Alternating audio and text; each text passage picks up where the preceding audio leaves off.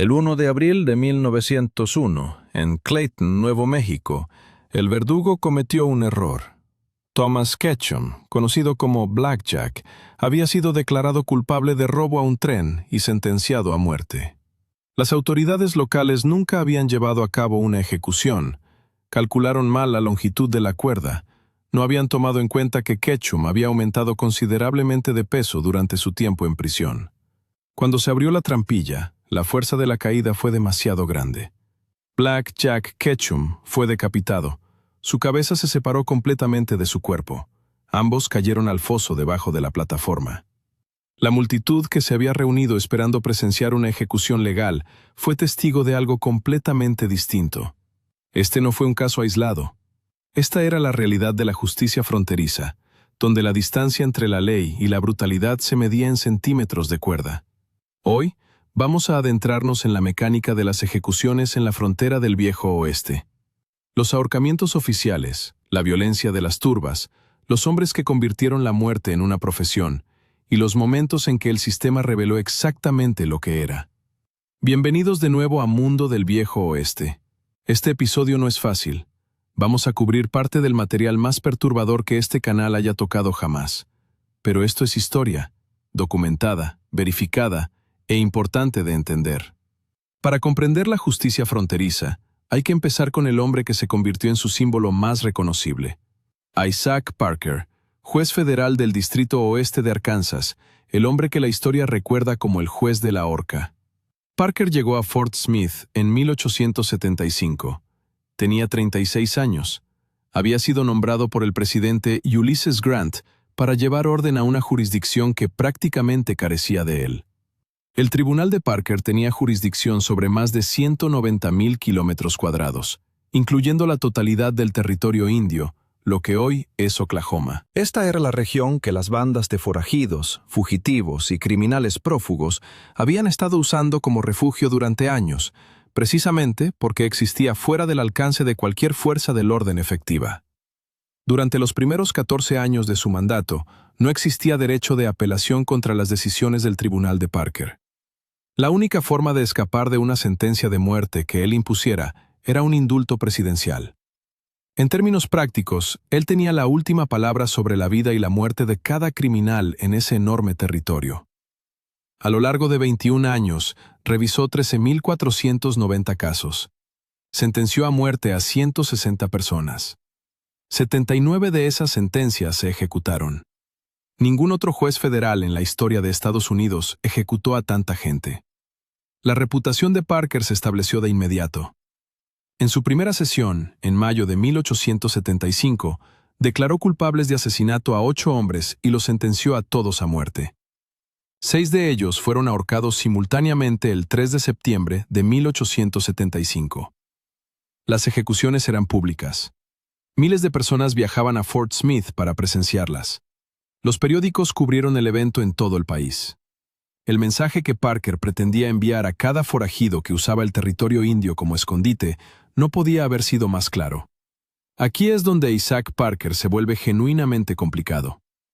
Él afirmaba consistentemente que se oponía a la pena de muerte en principio. En entrevistas, decía que él nunca había ahorcado a nadie, que lo había hecho la ley. Se describía a sí mismo como un instrumento, no como un agente.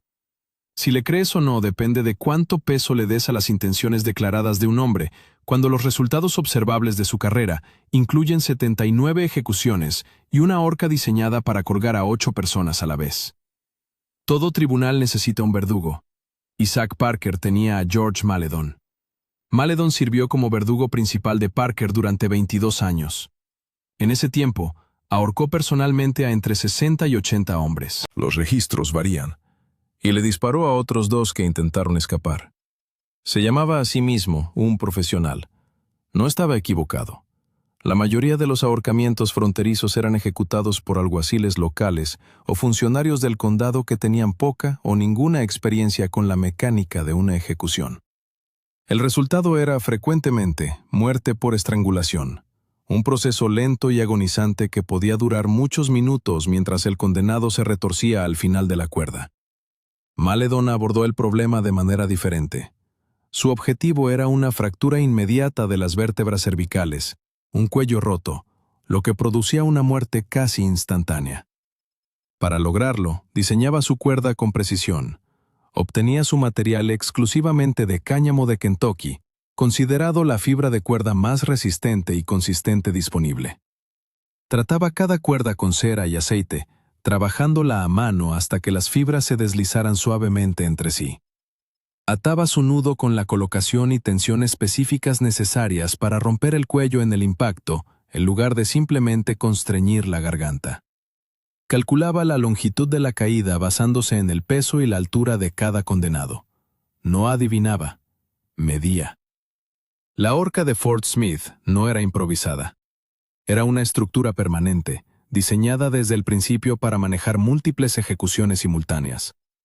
Su plataforma podía acomodar hasta 8 condenados a la vez. Maledon nunca la usó a su máxima capacidad, pero realizó 2 ejecuciones separadas de 6 personas simultáneamente. La primera el 3 de septiembre de 1875, el día que estableció la reputación nacional de Parker. El fracaso que no se pudo disimular. A pesar de todo ese profesionalismo, el sistema seguía fallando. El 28 de junio de 1892, un hombre de 65 años llamado John Thornton fue ahorcado en Fort Smith. Su crimen fue el asesinato de su propia hija. La trampilla se abrió. El cuerpo cayó. Y entonces algo salió mal. La fuerza de la caída fue demasiado grande. El cuerpo de Thornton rebotó hacia arriba. Los testigos lo describieron como un yo-yo. Cuando llegó al final de su arco, el latigazo fue catastrófico. Su cabeza quedó casi separada de su cuerpo. Se sostenía de los hombros únicamente por los tendones del cuello, completamente despojados de carne. La sangre brotaba del cuerpo que se balanceaba. La multitud, que había venido como siempre venían las multitudes, a mirar, jadeó y apartó la vista. Incluso para los estándares de Fort Smith, esto era algo diferente. Si el error estuvo en la longitud de la cuerda, la colocación del nudo o la condición del mecanismo, nadie lo explicó completamente. El profesional había producido una de las ejecuciones fallidas más espantosas en la historia del tribunal. George Maledon trató la ejecución como una ciencia y aún así fracasó de manera catastrófica. ¿Sabían lo de la horca de Fort Smith? Déjenlo en los comentarios. Y si quieren más contenido como este, suscríbanse. De verdad hace la diferencia. El caso Thornton no fue la única vez que la maquinaria de ejecución fronteriza falló de manera catastrófica. Estos fracasos eran más comunes de lo que el registro oficial tiende a reconocer, porque los funcionarios responsables de ellos tenían poco interés en documentar su propia incompetencia. Thomas Blackjack Ketchum, Nuevo México, 1901. Abrimos con este caso, pero los detalles merecen atención completa. Ketchum había sido un ladrón de trenes, uno de los últimos forajidos activos de la era fronteriza. Fue declarado culpable no de asesinato, sino del delito de asalto a un ferrocarril, que en ese momento llevaba pena de muerte en el territorio de Nuevo México. Según los reportes, caminó hacia la horca alegremente, diciéndole a la multitud, «¡Déjenla caer!». Las autoridades locales calcularon mal la cuerda. No habían ajustado para el aumento de peso que tuvo en prisión. La caída produjo una fuerza muy superior a lo que el cuerpo podía soportar. Ketchum fue completamente decapitado. Se tomaron fotografías de las consecuencias. Esas fotografías se vendieron como postales de recuerdo. La gente las compraba. Lucius Hightower, Nuevo México, 1916. 15 años después de Ketchum, el mismo territorio cometió el mismo error. Lucius Hightower fue ejecutado en la horca. El mismo error, cuerda excesiva para el peso corporal, produjo el mismo resultado, decapitación. 2 ejecuciones, con 15 años de diferencia, la misma jurisdicción, el mismo error. Aparentemente, a nadie se le ocurrió actualizar el procedimiento después de la primera vez. Wallace Wilkerson, Utah, 1879. No todos los fracasos involucraron la horca. En algunos territorios, a los condenados se les ofrecía la opción de elegir el método de ejecución. Wallace Wilkerson eligió el pelotón de fusilamiento. En el momento de la descarga, Wilkerson se estremeció. El movimiento instintivo de su cuerpo fue suficiente para redirigir la trayectoria de las balas. Ninguna le dio en el corazón. Quedó gravemente herido, pero vivo. Murió 27 minutos después frente a la multitud que se había reunido para presenciar una ejecución limpia y rápida al estilo militar. 27 minutos de agonía visible, durante los cuales, según los reportes, gritó repetidamente que los tiradores habían fallado. La multitud observó. No había nada más que pudieran hacer. La transición a nuevos métodos. Nuevo México eventualmente abandonó la horca en favor de la silla eléctrica en 1929 y luego la cámara de gas en 1956. Las transiciones tampoco fueron limpias. La primera ejecución con silla eléctrica en el estado, en 1933, produjo humo visible en la pierna del condenado. La última ejecución con silla eléctrica, en 1956, vio cómo la capucha improvisada en la cabeza del condenado se incendió debido a un casco mal ajustado. La relación de la frontera con la muerte, al parecer, se extendió mucho más allá de la era fronteriza. Las ejecuciones individuales, por muy espantosas que fueran, no eran la expresión más extrema de la justicia fronteriza. Esa distinción le pertenece a los ahorcamientos masivos, donde el aparato de la ley se aplicaba no para castigar a un solo criminal, sino para enviar un mensaje político a gran escala. Mankato, Minnesota, 26 de diciembre de 1862. La ejecución oficial más grande en la historia de Estados Unidos tuvo lugar el día después de Navidad de 1862 en Mankato, Minnesota. 38 hombres Dakota fueron ahorcados simultáneamente en una sola plataforma. Habían sido declarados culpables tras la Guerra Dakota de 1862, un conflicto que surgió directamente del incumplimiento del gobierno de Estados Unidos de sus obligaciones de tratado. Pagos retenidos, alimentos prometidos bajo los términos del tratado que nunca fueron entregados. Una población enfrentando la hambruna en tierras que el gobierno ya les había arrebatado. La lista original de condenados era de 303. El presidente Lincoln revisó personalmente los casos y redujo el número a 38. Una decisión que tomó bajo enorme presión política de políticos de Minnesota que exigían más ejecuciones, no menos. Los 38 hombres fueron enterrados en una fosa común poco profunda. En cuestión de horas, llegaron médicos y exhumaron los cuerpos para usarlos como especímenes médicos. La ejecución había sido un evento público. La disposición de los restos fue tratada como una cuestión de conveniencia profesional. La Gran Horca de Gainesville, Texas, 1862. En el mismo año, en Gainesville, Texas, tuvo lugar un tipo muy diferente de ejecución masiva, una sin ninguna legitimidad legal. Un tribunal ciudadano autoproclamado, organizado por leales confederados, juzgó a hombres sospechosos de simpatías unionistas en una región del norte de Texas, donde el apoyo a la secesión estaba lejos de ser universal. El tribunal no tenía fundamento legal.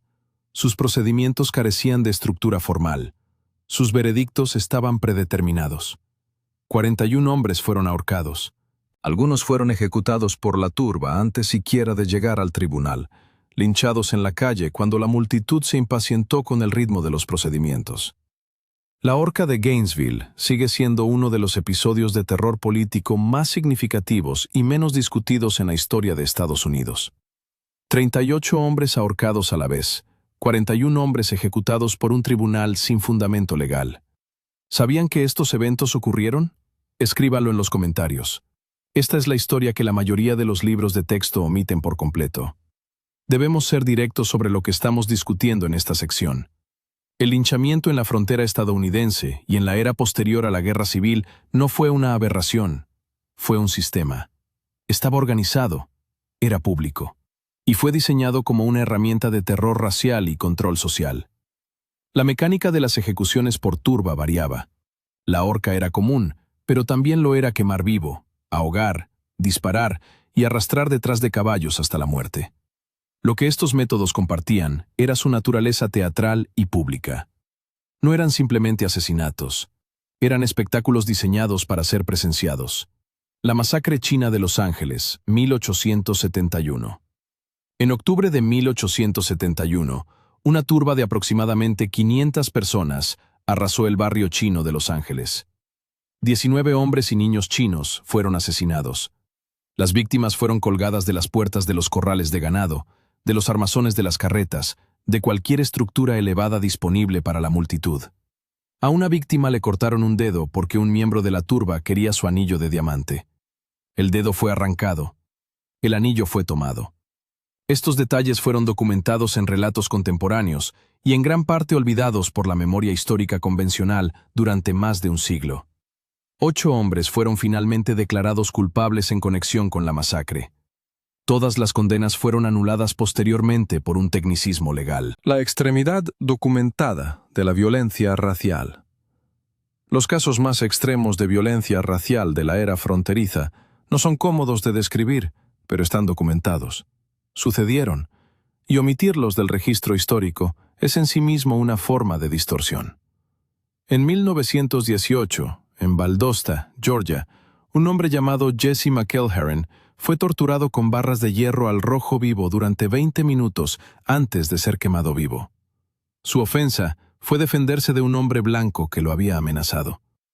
En el mismo año, en el condado de Lowndes, Georgia, una mujer llamada Mary Turner, embarazada de 8 meses, protestó públicamente contra el linchamiento de su esposo. La respuesta de la turba fue colgarla de los tobillos, quemarla viva y abrirle el abdomen.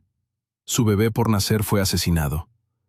Estos eventos ocurrieron en 1918, no en la década de 1860, no en la frontera, sino dentro de la memoria viva de personas que estaban con vida cuando nacieron los espectadores de este documental. La línea temporal importa. La era fronteriza produjo la cultura, la tolerancia y la impunidad normalizada que hicieron posibles estos eventos durante generaciones. Hay una dimensión más de esta historia que la mayoría de los relatos omiten porque es quizás la más incómoda de todas. La América fronteriza no simplemente observaba estas ejecuciones, las coleccionaba. Fotografías de las consecuencias de las ejecuciones, incluyendo la decapitación de Thomas Ketchum, fueron impresas y vendidas como postales de recuerdo. La gente las compraba, las enviaban por correo, las guardaban. La producción y venta de fotografías de ejecuciones era una empresa comercial reconocida. En linchamientos masivos y ahorcamientos públicos, miembros de la multitud tomaban fragmentos de la cuerda, pedazos de la madera de la horca, secciones de la ropa del condenado. En algunos eventos, también se tomaban partes del cuerpo. Estos objetos se guardaban como trofeos, se exhibían en los hogares o se vendían. George Maledon, el príncipe de los verdugos, comprendió este mercado instintivamente. Después de su retiro de la horca de Fort Smith en 1894, armó una exhibición itinerante. Recorrió ferias de condado y eventos públicos con su colección de artefactos de ejecución. Las cuerdas reales que había usado para ahorcar a hombres específicos, fragmentos de la horca, fotografías de los condenados. Narraba las historias. La gente pagaba por verlo. No era considerado grotesco, era considerado una curiosidad, una atracción, una pieza de historia viviente. La línea entre justicia y entretenimiento en la frontera no solo estaba borrosa, en muchos casos fue deliberadamente borrada. Lo que hemos cubierto hoy no es agradable, no pretendía serlo. La maquinaria de ejecución del viejo oeste existía en la intersección de la ley, la política, la raza, el espectáculo y el comercio. Isaac Parker genuinamente creía que estaba trayendo orden al caos. George Maledon genuinamente creía que estaba aplicando ciencia para reducir el sufrimiento. Ambos operaban dentro de un sistema que produjo el cuerpo rebotante de John Thornton y las postales de la cabeza cercenada de Black Jack Ketchum. Los ahorcamientos masivos en Mankato y Gainesville fueron llamados justicia por los hombres que los ordenaron. Los linchamientos fueron llamados protección comunitaria por las personas que participaron. El mercado de recuerdos fue llamado entretenimiento por la gente que gastó su dinero en él. Ninguna de esas etiquetas es adecuada. Ninguna es falsa tampoco, en el sentido de que las personas que las usaban creían lo que estaban diciendo. Eso es exactamente lo que hace que esta historia valga la pena entender. No porque sea distante, sino porque la brecha entre lo que la gente llama justicia y lo que la justicia realmente es, nunca ha sido tan amplia como parece desde afuera. Y en la frontera, esa brecha era lo suficientemente ancha como para colgar a 38 hombres en ella. ¿Qué parte de la historia de hoy les impactó más? Los ahorcamientos fallidos, las ejecuciones masivas, el terror racial o la cultura de los recuerdos. Cuéntenme en los comentarios. Estas conversaciones importan y leo cada uno de ellos. Suscríbanse si aún no lo han hecho y nos vemos en el próximo. Sigan con nosotros.